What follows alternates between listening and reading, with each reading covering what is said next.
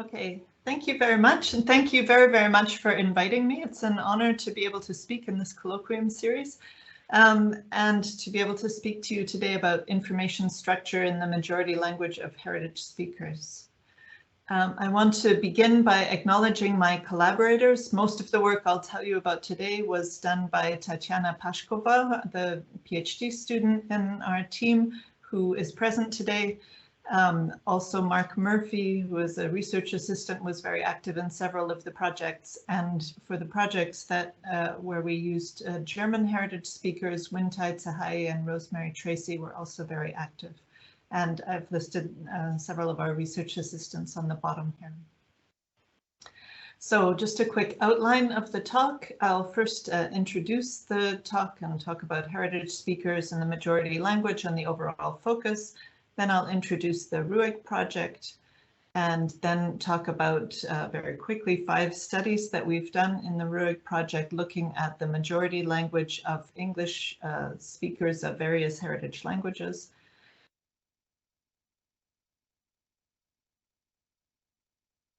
Speakers. This is a colloquium on heritage speakers, so you all know what they are. But anyway, it's a type of bilingual. They are a type of bilingual. Many of us are those speakers.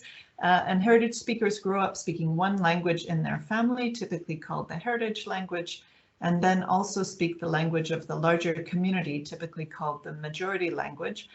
And that language may begin from birth or may begin as late as the beginning of school age. And somewhere between the beginning and end of school, heritage speakers typically experience a dominant shift so that they become dominant in the majority language by the end of their formal education. The majority language is typically used in a wider range of communicative situations compared to the heritage language, because the heritage language is mostly spoken in the home, whereas the majority language everywhere else in their life. And heritage languages and heritage language speakers are particularly valuable for bilingualism research because heritage speakers are similar to monolingually raised individuals in that they speak their heritage language from birth, but different in that they are less dominant in that language as they get older. Whereas monolingually raised individuals stay dominant in that language. And they're similar to L2 individuals in that they speak 2 languages, but for an L2 individual, the second language they speak, so typically the majority language for heritage speakers, never gets to be the most dominant, but for heritage speakers it does. And so this different dynamics makes them particularly interesting for theoretical questions in bilingualism research. So we are focusing today on the majority language English of heritage speakers of a variety of languages. And as you know, most research on heritage speakers to date focuses on the heritage language for a variety of reasons. Research on the majority language largely focuses on children, and that's because there's a high interest in school readiness and achievement for children that come from the non-majority language background, and a lot of focus on lexicon and morphology because those are very relevant for school. But there's only a handful of studies on the majority language in adolescents and adults. We only found 3 or 4 studies when we began the RUEG project. And so we wanted to look at this in more detail. So our focus is the majority language English in adolescent and adult heritage speakers of other languages. So you might ask, should we expect anything here? There are different views on this in the community. One is that heritage speakers are bilinguals after all, so they might show dynamic patterns in the majority language related to bilingualism in general, or they might show register leveling because of less broad register exposure. This is typically talked about for heritage languages, but it's true in my experience for majority languages as well, that you don't necessarily get the same register exposure as a monolingually raised person. You might expect cross-linguistic influence from the heritage language to the majority language, just like you find L2 to L1 influence. So that's the first view. And the second view is heritage speakers are native speakers. They're dominant in their majority language. So why would you expect any differences from monolingually raised speakers? And so we wanted to find out which of these views is true, or maybe both. And so our guiding questions were the following. Does the majority language English of adolescent and adult heritage speakers show similar patterns to the English of monolingually raised speakers? And have dynamic patterns emerged as a result of language contact? Okay, so that's our goal. So where should we look for these dynamic patterns? Well, we were guided by the interface hypothesis of Sorace and Simply that states that structures at the interface between language internal areas like syntax and language external areas like discourse or pragmatics, where information structure happens, are particularly open to variation in terms of acquisition timing and also cross-linguistic influence. And they're open to variation because they require integration of the knowledge between the different areas. So you're not looking at pure syntax or pure discourse, you have to integrate that knowledge. And that leads to higher cognitive load for processing and thus more possibility for variation and dynamics, etc. And there has been a ton of research on the interface hypothesis in simultaneous bilinguals and second language acquisition, a lot of it focusing on referential choice like null subjects, some of it on clause types, a lot on word order variation, and various other things. So we thought this, looking at structures that were relevant to the interface hypothesis, would be a good place to look. And what kinds of dynamic patterns might we expect? Well, we expect differences in preference rather than grammaticality. So we expect that a structure that's possible in English would be more frequently used by heritage speakers or less frequently used than it is in monolingually raised speakers. We don't expect so much ungrammatical structures because, after all, this is the dominant language of these individuals. We also might expect more explicit structures or maybe less complex structures because heritage speakers are used to speaking to non-native speakers, and so they might try to make things more explicit or more clear for those individuals, or they might try to make planning clearer for themselves. There's lots of research going in both those directions. Further, we might expect cross-linguistic influence because of frequency differences or pattern differences between the heritage language and the majority language. And we also might expect some register leveling, maybe that heritage speakers, even in their majority language, are less sensitive to register effects or have less input from certain registers. So those were our questions, and we examined this in the context of this research unit on emerging grammars that Christina mentioned. This is a research unit funded by the German Science Foundation over a period of 6 years, which has as its guiding question, what is the status of non-canonical phenomena in heritage speakers' 2 languages from the perspective of emerging grammars? And it has a number of key criteria in its orientation. It focuses on new developments rather than errors, focuses on a systematic linguistic analysis at interfaces between language internal and language external phenomena. It focuses on a comprehensive approach to the heritage speakers' range by looking at a number of different registers. It focuses on matching comparisons with the monolingual repertoires of speakers in each of the heritage and majority language. And it's a very large-scale comparative study. So for a study like this, it's not surprising that it has 12 principal investigators, of which I'm lucky to be one, and I saw at least a couple of others here in the audience today. We focus on 4 heritage languages, German, Greek, Russian, and Turkish. And in the context of 2 majority languages, English and German. Obviously, the Germans are only a heritage language with the majority language English. And there's a total of 14 projects across the 2 phases of RUEG, and my group has been involved in 3 of those, which are highlighted here in red. And so there are, as you may imagine, a lot of participants in the full RUEG study to facilitate all of this comparison. First of all, we have a set of heritage speakers in the States, that have the heritage languages Greek, Russian, Turkish, and German, and the majority language English.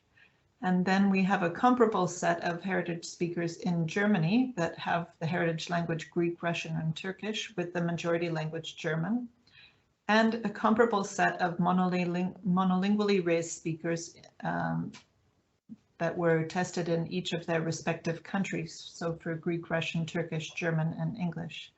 And there are 32 adolescents and 32 adults in each of these groups. Ideally, not every group got the full 32, but that's the ideal anyway. Almost every group does.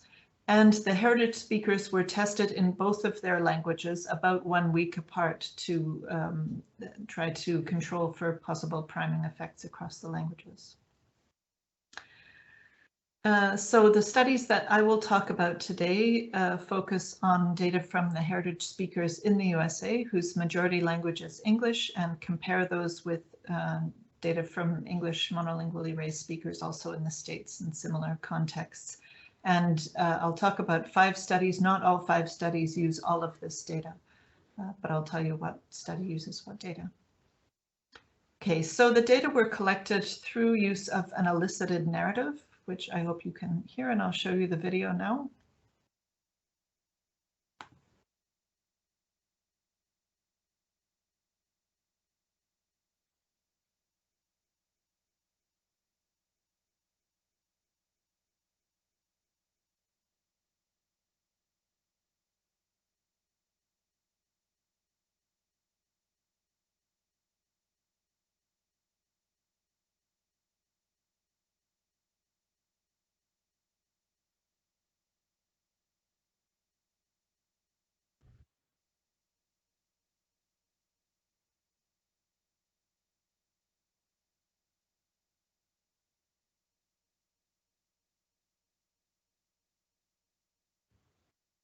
Okay, so all the participants saw the same video.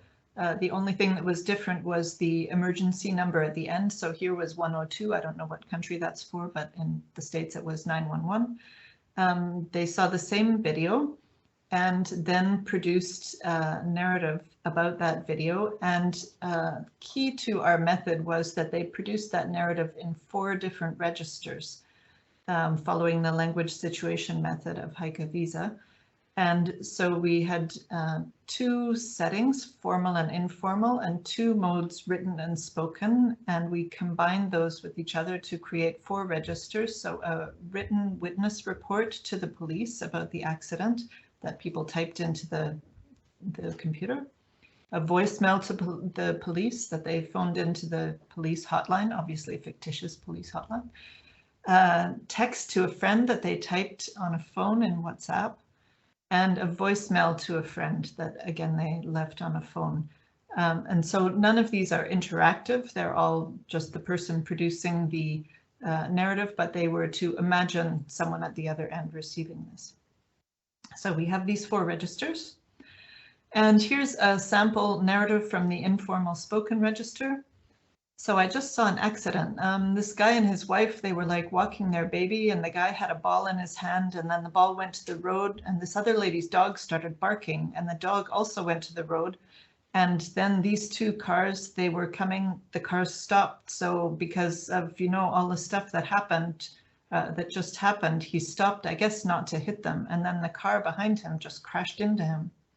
So that's a pretty typical narrative. This is from heritage speaker of Turkish, narrating in English, a female adult. And here's a formal written one, so you can see a bit the difference.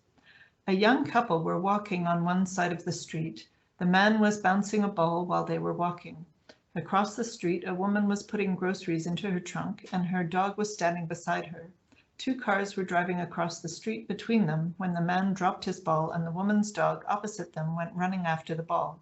In order not to hit the dog, the driver in the first car came to a sudden stop, and the car behind him collided into him. Nobody was injured. So this is from a heritage speaker of Russian and English, a female adult. So we had all those narratives, a total of, in English, more than 1,120 or so narratives. and they were all transcribed into Esmeralda in a format that looked like this.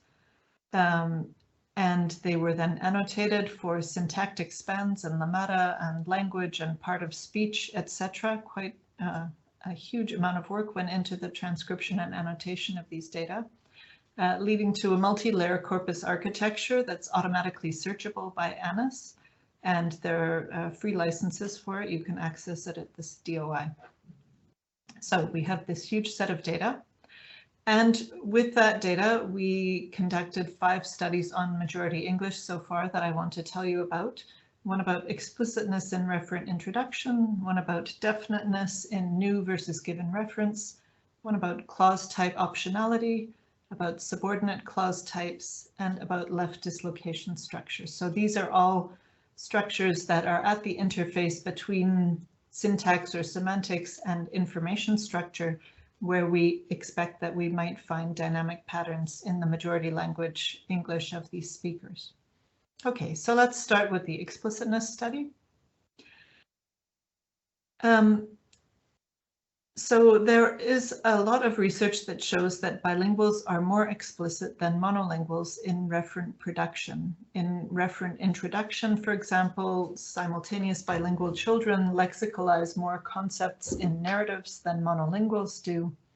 And in referent tracking or maintenance, adult L2 speakers use more full noun phrases versus pronouns compared to their own first language and to L1 speakers of their L2. Another study shows that adult second language speakers and child heritage speakers overproduce or overaccept overt pronouns versus null forms in pro-drop languages compared to monolingual speakers. And that's not only true in pro-drop languages, but also in languages that, like Dutch, that require overt pronouns. So there's quite a lot of research out there showing that bilinguals are more explicit in referent introduction. So we asked, what about adolescent heritage speakers in majority English? So our questions were, are adolescent heritage speakers more explicit than the monolingually raised speakers in producing referent introductions? And we predicted that indeed they will be. They'll produce more referents. But we shouldn't expect a difference between heritage speaker groups because there's no reason to expect cross-linguistic influence. And then we asked whether explicitness differs by setting, by formal versus informal. And we expect more reference introduced in the formal than the informal setting because people tend to provide more detail when they're speaking formally. But again, no difference between the heritage speaker groups. And whether explicitness differs by mode versus spoken versus written. We predicted more reference introduced in the written than the spoken mode because people have more time to write than they do to speak, so they might include more reference. But again, no difference between the heritage speaker groups. So these were the participants that we used, all adolescents here, but from all of the heritage speaker groups. And then the last line is the monolingually raised English speakers from the States. So a total of 608 narratives, and we identified 15 frequent referents. So for example, the man that was bouncing the ball, the dog, the blue car, etc., that pretty much everyone mentioned in their narratives. And then we marked each of those referents for every narrative as introduced or not, and analyzed the results using generalized linear mixed effects models. So here's a sample narrative from a Greek heritage speaker from the formal written, and this person introduced 12 referents. So there's 2 cars, a lady next to her parked car with her dog and groceries, and a lady with a stroller accompanied by a boy bouncing a ball. The boy's ball rolls into the street around the time that the cars are approaching. The dog sees the ball, darts into the street. This causes the cars to stop short and crash. This also causes the dog's owner to spill her groceries. The car's owners called 911. The boy whose ball rolled into the street helps the dog owner pick up her groceries. So all the red highlighted reference there are total 12 out of the possible 15 reference. So this person is quite explicit, which we might expect because it's formal written. Okay, so what were our results? Here we see the results for heritage speakers versus monolinguals. And so the heritage speakers are in red, the monolinguals are in turquoise, and all of the graphs will look like this. So on the y-axis, we see the mean percent of, in this case, introduced referents. And on the x-axis, we see always formal spoken, formal written, informal spoken, and informal written registers. So you can see the proportion of everything used. Okay, so are heritage speakers more explicit? We see no main effect of bilingualism. So heritage speakers are not more explicit than monolinguals, and that's contrary to our prediction. Okay, what about, are there differences across the heritage speaker groups? So here's data from the 4 heritage speaker groups. We see German in red, Greek in green, turquoise for Russian, and purple for Turkish. And we see a marginal main effect of the German heritage speaker group. So they are slightly less explicit than the other groups. And so this is also contrary to our prediction because we thought we would see no difference between the groups, but the difference here is only slight and not between most of the groups. So then is there a difference by setting? So these are the 2 graphs that you've already seen. And we do see a main effect of setting. So there's more reference produced in the formal versus the informal setting, and you can see that quite clearly here. And this is consistent with our prediction. And notice also that heritage speakers, even with this formal versus informal difference, so show the same pattern as monolingually raised speakers, so there doesn't seem to be any register leveling here. And then is there a difference by mode? There's a setting mode interaction. So in the formal register, the spoken and written look the same, but in the informal register, people tend to be more explicit or introduce more reference in the spoken versus the written register. So this is opposite to what we expected. We expected more in the written register. But again, the heritage speakers show the same pattern as the monolingually raised speakers. So what did we find? We found that adolescent heritage speakers, at least the ones we tested, are not more explicit in referent introduction in their majority language English than English monolingually raised speakers, contrary to what we expected. And this contrasts with results from Barbosa et al. From child bilinguals. And it may be the case that explicitness in bilinguals decreases with age. So maybe they're very explicit when they're young and get less explicit as they have more experience with language or something. Also might be that children might be more willing or more motivated to show their full abilities in a test situation, whereas adolescents don't really care or don't strain themselves to show their full abilities. And these results contrast with previous L2 and heritage language results for reference tracking or maintenance. So we looked only at referent introduction, but other people found this for referent maintenance as well. It may be that explicitness works differently in introduction versus tracking, because tracking may focus on the form of the referent, whether it's a pronoun or full NP, and not so much on the number of referents that are present. I didn't show you, the German heritage speakers, I did show you this data, show less explicitness than the other heritage speaker groups, and we have no clear reason to expect that, so I don't know what's going on there.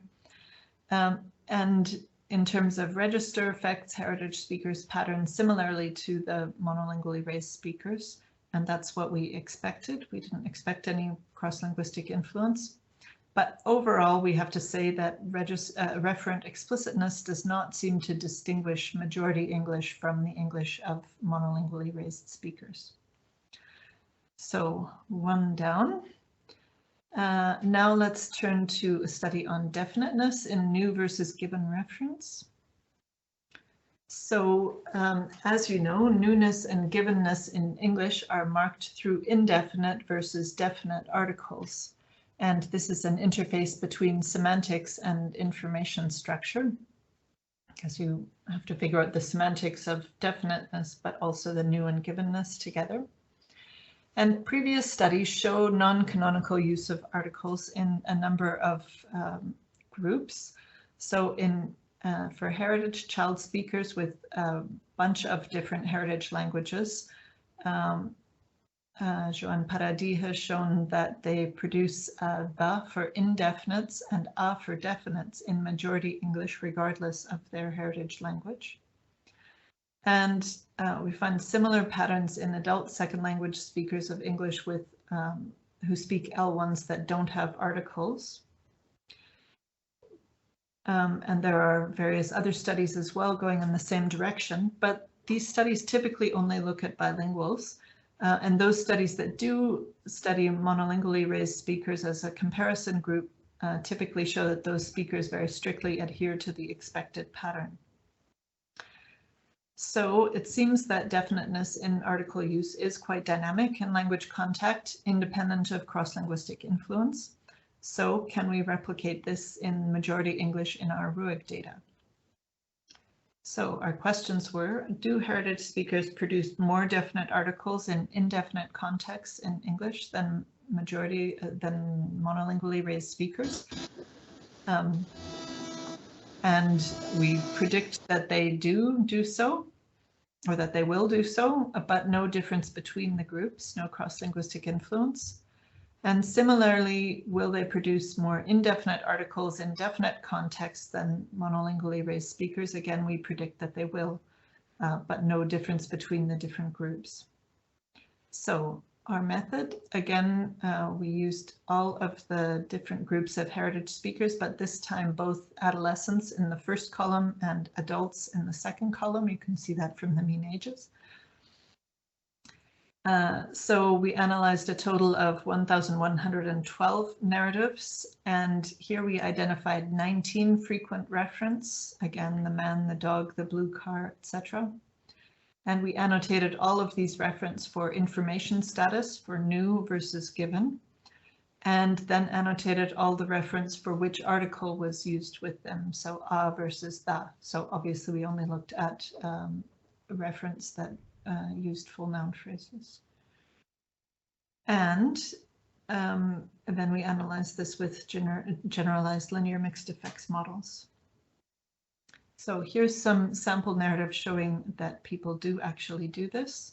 This is from a Greek heritage speaker, a male adult. In the informal written context, there was this couple with a ball on one side and a lady packing groceries on another. The dude from the couple was holding a ball. So he's already introduced the ball. The ball is given, and nonetheless, he uses the indefinite article. Or from a monolingually raised speaker, also a male adult. Then a dog starts barking and he runs in the street. So this guy is driving down the street and he sees a dog. So he's just introduced the dog in the previous sentence. Now he's using an indefinite article again. And the for new. Oh my God, I just saw a car get rear-ended. There was this really cute dog and he ran out in front of it because this guy dropped his ball and the dog chased it into the street. And then they had to pick up the groceries. So the groceries hadn't been introduced at all and nonetheless are presented with a definite article. And then from formal spoken, I'm calling about incident number F16. I was there at the time it happened. There was a blue car and a white car both coming down a path. They both made a right. As they made a right, a man had a ball and it went into the street, into the pathway. The dog ran after the ball. So this dog hasn't been introduced, but nonetheless, the person uses a definite article. And this is a monolingually raised speaker. So the question is, are there more anomalous articles in heritage speakers than monolingually raised speakers? And here are the data. So for given on the left for me, I don't know what it is for you, and the for new on the right.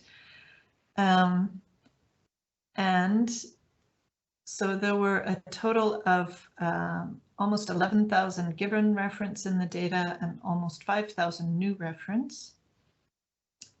But we found no main effect of bilingualism. So we did find used for given and the used for new, but this happened across both the heritage speaker groups and the monolingually raised group. So we didn't find any difference between the two. The heritage speakers didn't have more anomalous use of articles than the monolingually raised group. So this is contrary to the prediction and to a fair amount of research present in the literature. So the previous literature pointed quite clearly to likely anomalous use of articles by heritage speakers. We found this for heritage speakers, but we also found it for monolingually raised speakers.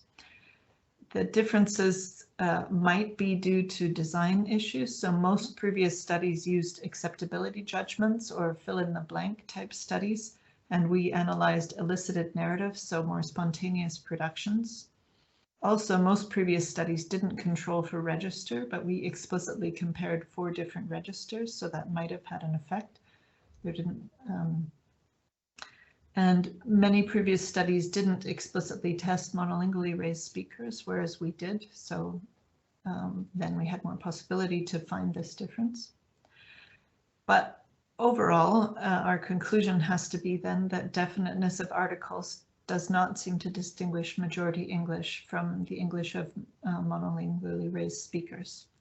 So a second attempt that didn't work, or at least hasn't worked yet. Okay, moving on to our third study about clause type optionality. So languages have lots of different grammatical options, and in many cases, they have several grammatical options to express the same idea. And this choice between options is not only a choice, but it's often influenced by register and a number of other things. And that makes it at the interface between syntax and information structure. So we wanted to find out how heritage speakers approach register-dependent optionality, whether they have grammatical knowledge of the different options, and whether they have register knowledge about which option is appropriate in which situation. So the test case we used here was optionality between 3 clause types: an independent main clause, coordinated main clause, and subordinate clause. So our research questions were, do heritage speakers make similar use of structural options in their majority language English compared to monolingually raised speakers? And we predicted that they'll probably show similar patterns because they're dominant in English and there's no reason to expect cross-linguistic influence. And is heritage speakers' clause type optionality influenced by register in their majority language English compared to monolingually raised speakers? So we predicted that they might on the one hand show similar patterns because they're dominant in English, or they might on the other hand show less register knowledge than monolingually raised speakers. So not clear what will happen. So we looked at 3 clause types, as I mentioned: an independent main clause, something like I was walking down the street, I saw a couple; the coordinated main clause, and I saw a couple; and the subordinate clause, while I was walking down the street, I saw a couple. And our methods, so in this study we used only the German heritage speakers in the States and compared them to the English and German monolingually raised groups, and also only the adolescents. I'll only tell you about the English results today. So there are actually only 160 narratives, because only the English ones I'll talk about. And we counted these 3 clause types in all the narratives and again analyzed this using mixed effects models. So do we see similar clause options? This is the results for the independent main clauses, the coordinate main clauses, and the subordinate clauses. And so you can see here that the red circles and the turquoise triangles are pretty much all right next to each other. And not surprisingly, the analyses showed that there's no main effect of bilingualism. So heritage speakers and monolingually raised speakers do seem to use the same clause options in English in similar proportions. And then, are there similar register effects? So here's the exact same data. And we see that for the independent main clauses, they tend to be used more in the written register, whereas the coordinate main clauses are used more in the spoken registers, and the subordinate clauses are used more in the formal registers. So that's what we see here, very clear results. But importantly for our main question, heritage speakers and monolingually raised speakers show the same register effects. So they seem to be sensitive to the distribution of these clause types according to register in the same way. So what does this mean for our big picture question? Heritage speakers make the same use of clause type options as monolingually raised speakers. I didn't show you the data, but this isn't true in their heritage language. In German, they use fewer subordinate clauses in the heritage language compared to the monolingually raised speakers. So it's not the case that they're always patterning like the monolingually raised speakers in whatever language.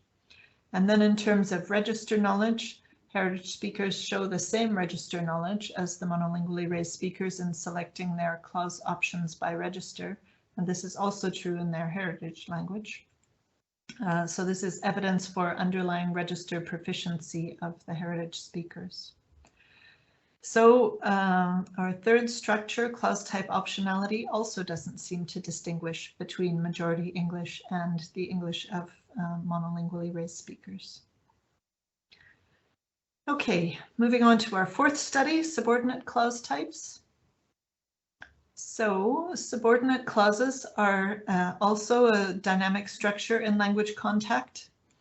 From the point of view of syntax, they're very complex, and their word order differs in German and English, so that opens the possibility for cross-linguistic influence, because we'll look at this with German-English bilinguals. So we might expect cross-linguistic influence. In terms of acquisition, there are differences across subordinate clause types in the amount of input that speakers hear and also the timing of acquisition. So speakers tend to hear more input and acquire faster complement clauses compared to adverbials and then compared to relatives. So we might expect similar patterns across heritage speakers and monolingually raised speakers for the early acquired types, the complement clauses, but maybe divergence for the later acquired types. And then in terms of discourse, subordinate clause use varies across register. So complement clauses require no discourse management. The literature says this is simply a syntactic phenomenon, but adverbial and relative clauses do require an interface with information structure, so this should be more open to dynamic patterns. And so then we might expect some differences here according to register. Okay, so our questions. Do heritage speakers show similar use of subordinate clauses according to register in their majority language English? And we expect that they might show similar patterns since they're dominant in English, but they may show less register knowledge. So we'll have to see. And do they show similar use of the three types of subordinate clauses? Again, it depends. There are different views in the literature. Okay, so we looked at these three subordinate clause types. The complement clause, I don't know what else happened. Adverbial clause, I witnessed the crash as I was walking along the side of a street. And the relative clause, it tried to stop for this dog that was running into the street. So those are the three clause types we looked at. And here we looked again at the German heritage speakers in the States and only at the adolescents. So for a total of 472 narratives, we counted all of the complement, adverbial, and relative subordinate clauses in all of those narratives, and again analyzed this with mixed effects models. So what about subordinate clauses in English? Here we see the results for the heritage speakers on the right and the monolingually raised on the left. And for the heritage speakers, we see a main effect of setting, such that there are more subordinate clauses in the formal than the informal narratives. For the monolingually raised speakers, we see the same main effective setting in the same direction, but also an interaction between setting and mode such that the difference is found only, or the difference mainly comes from the written productions. So heritage speakers here do show a slightly different pattern to the monolingually raised speakers, but not so striking as it might be nice to have.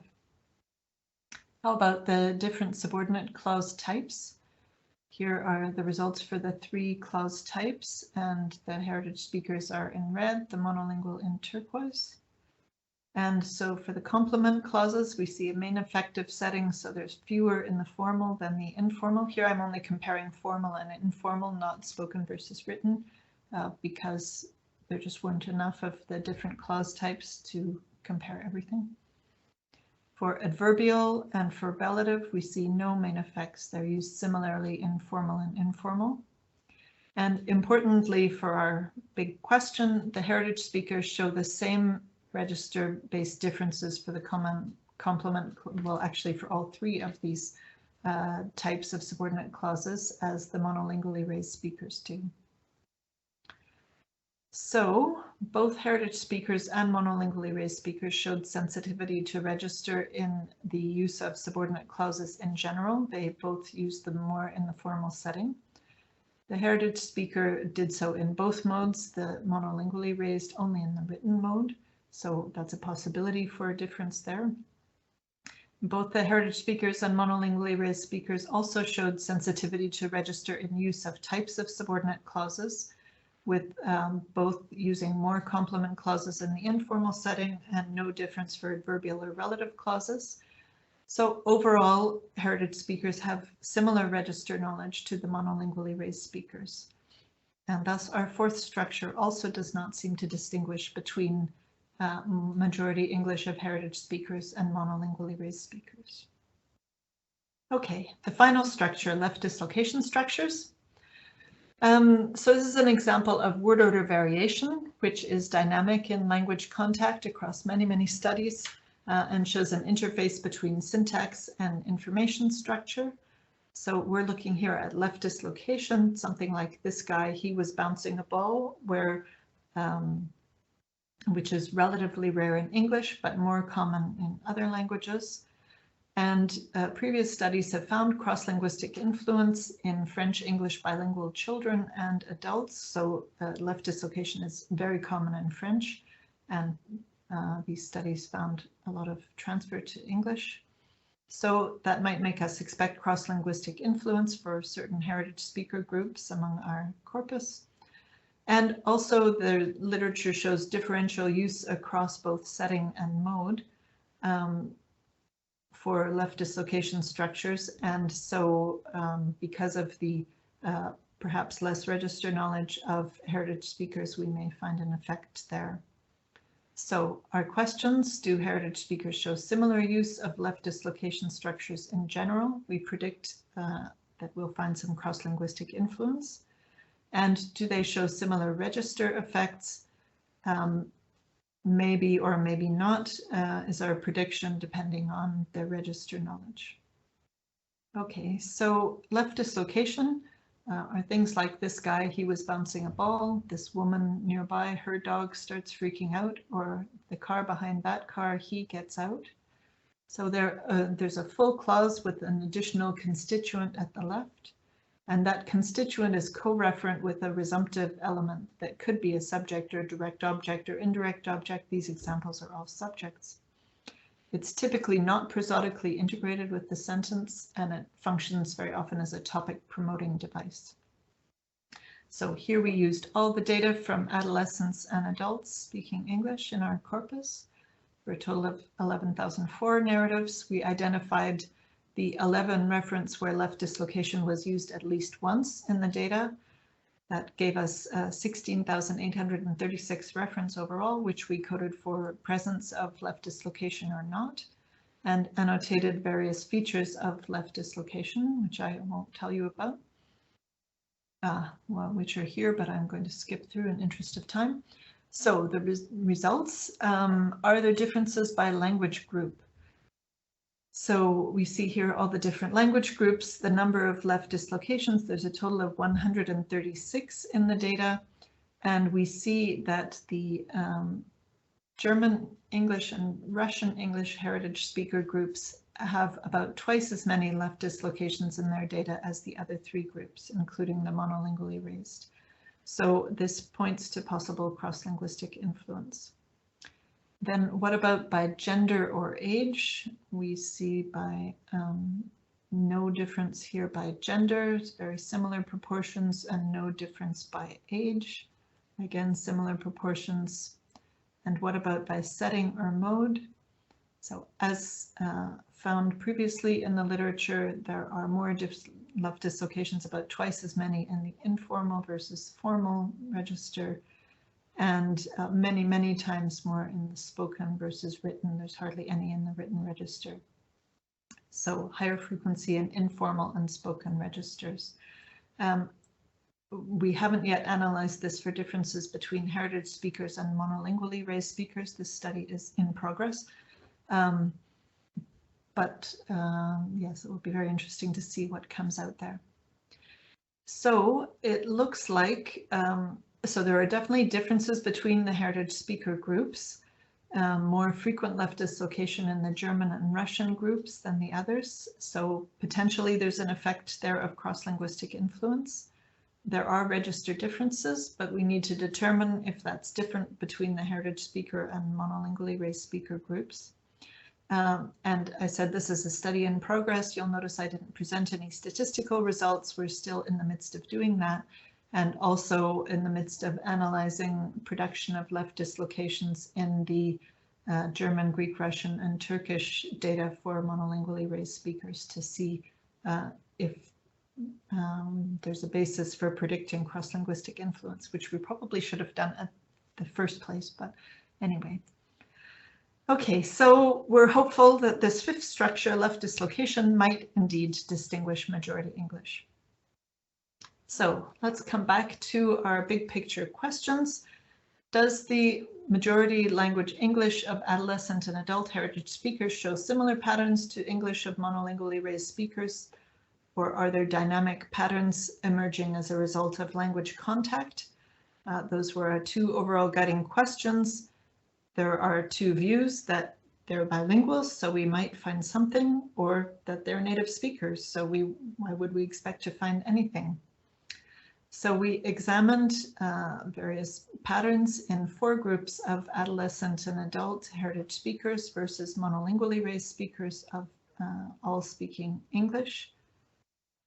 And we examined the 5 structures that I've talked to you about. So 2 focusing more on reference and semantics, 3 focusing more on syntax, and found overall that the heritage speakers largely showed strong similarity to the monolingually raised speakers in English, which to me so far is super disappointing. I really wanted to find something, but okay.